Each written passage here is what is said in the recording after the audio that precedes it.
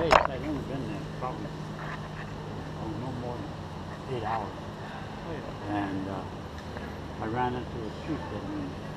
He said, "What the hell are you doing?" I said, "I'm waiting for a ride tonight." He said, "What the hell do you want to go tonight?" Well, I was there.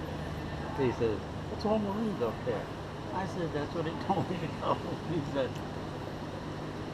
"You in Transit Park?" I said, Yeah, they had He airports said, up there. "Yeah, oh yeah." He said, "Hang on." He was at MACV headquarters. He was one of the chiefs that worked at MACV. And next thing I know, they come to the barrier and let the note or so. He says, "Okay, I'm actually staying here continuity." Oh, hey, We set up the refueling. At that time, we were flying fuel loads. They started flying fuel loads into the A-camps. Airport. yeah. And that's what we did. C-123s. C-130s, C-130s. George, I just wanted to say thank you. Oh, thank you. Wrapping with you. Appreciate it later. Thank you for your service. Honor and a privilege.